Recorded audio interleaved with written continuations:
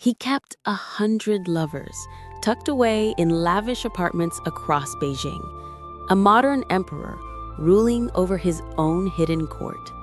He owned more than 100 homes, scattered across China like trophies of triumph. And when investigators finally pried open his safes, they uncovered 3 tons of cash, piled so high it had to be hauled away by trucks. This was Lai Xiaomin, the man once hailed as China's god of wealth. He embezzled billions, built an empire of women and riches, and lived as though he could never be touched.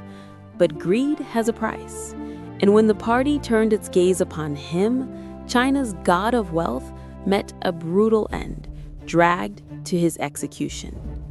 This is the story of the rise and ruin of China's most corrupt tycoon.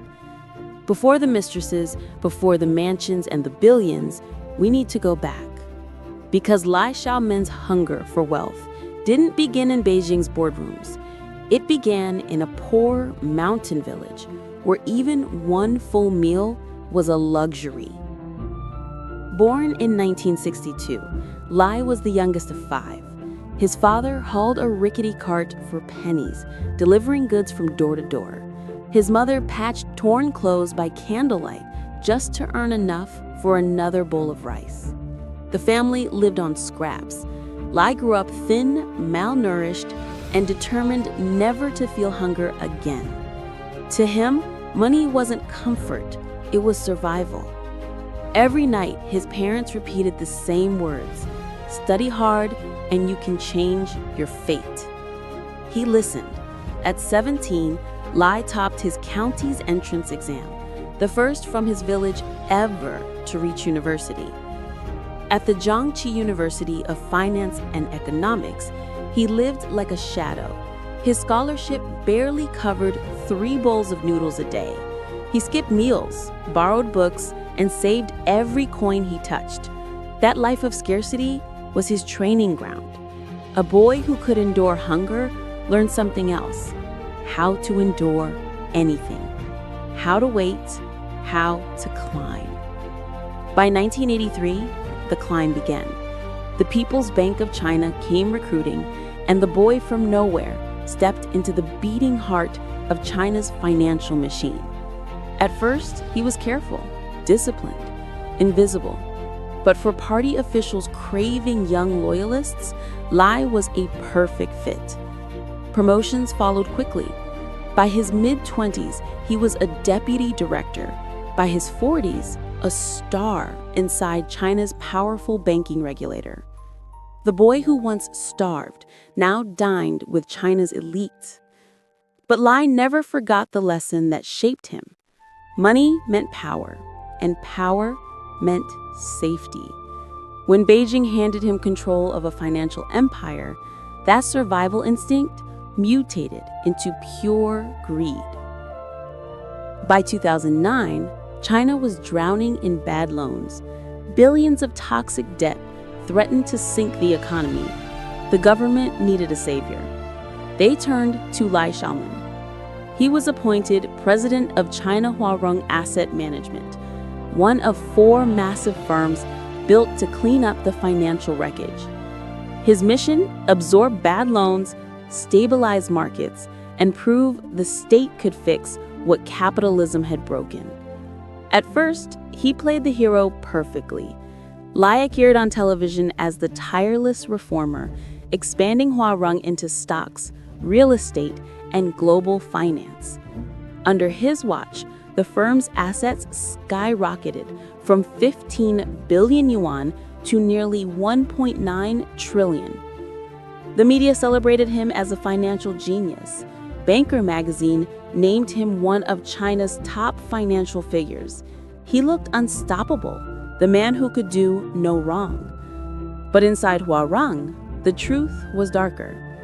Lai had built not a company, but a kingdom. He held 3 titles: chairman, party secretary, and legal representative, giving him unchecked authority. In theory, decisions required a board vote. In reality, Lai's word was law. Every promotion, every deal, every yuan of investment passed through him. They called him the god of wealth, and for years, no one dared challenge him. Because Lai wasn't just managing money anymore, he was controlling the lifeblood of China's financial system. And absolute power led him to his greatest obsession, not money, but women. Lai had wealth, he had authority, but what he truly craved was domination. Inside Huarong's headquarters, his reputation was whispered with fear. When Lai wanted someone, refusal wasn't an option. If charm failed, he used promotion, cash, or intimidation. Investigators later found that he had more than 100 mistresses. Some were placed in Huarong as executives, others were hidden in high-end apartments across Beijing. He treated them as possessions, a living harem of luxury and submission. Rumors claimed he even numbered them to keep track. Businessmen seeking favor sent him actresses.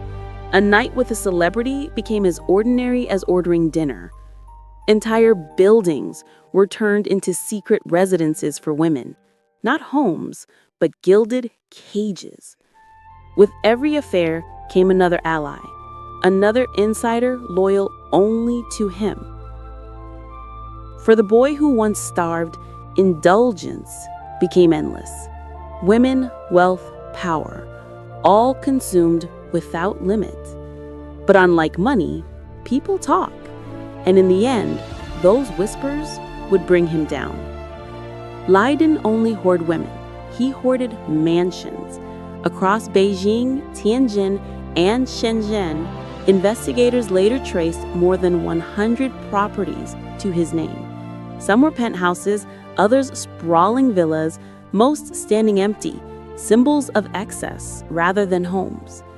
And inside them lay his greatest obsession, cash. When agents cracked open one of his safes, they found stacks of banknotes, 3 tons of currency piled from floor to ceiling. It took trucks to carry it all away. The air smelled of mildew, some bills had begun to rot. Elsewhere, they found gold bars, luxury watches, paintings, antiques, still wrapped in plastic, a dragon's hoard of corruption. Every deal he approved carried a price. Businessmen funneled bribes through cell companies, gifting him villas and art. Promotions were traded like poker chips. For nearly a decade, Lai transformed a state-owned rescue fund into his personal cash machine. On paper, Huarong was thriving. In truth, it was hollow, a financial empire feeding one man's greed. But empires built on corruption don't last. When whispers turned into investigations, Lai's kingdom began to crumble. By 2018, the evidence was too loud to ignore. Billions were missing. Investments made no sense. And everywhere Lai went, women followed. The party's top watchdogs were sent in, the Central Commission for Discipline Inspection. What they uncovered shocked even Beijing, a bribery network worth nearly $280 million, the biggest corruption case in modern Chinese history. Lai Xiaomen, once praised as the savior of China's financial system, was exposed as its biggest parasite. And Beijing made an example of him. On state television, Lai appeared pale and defeated, confessing in a documentary that felt more like a warning than a trial. The god of wealth was paraded as a symbol, proof that no one, no matter how powerful, was beyond the party's reach. For years, he had seemed untouchable. But in China, corruption on this scale ends one way, not with exile, not with prison, but with death. The trial was short, the verdict inevitable. Prosecutors called his crimes extraordinarily severe.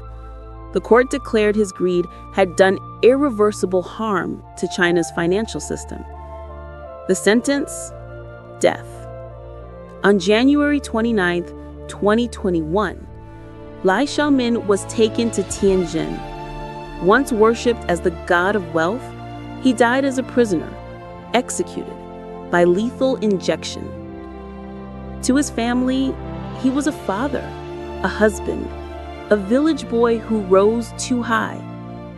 To the party, he was a message, a reminder that no man is untouchable, not even one with 100 lovers, 100 mansions, and vaults overflowing with money.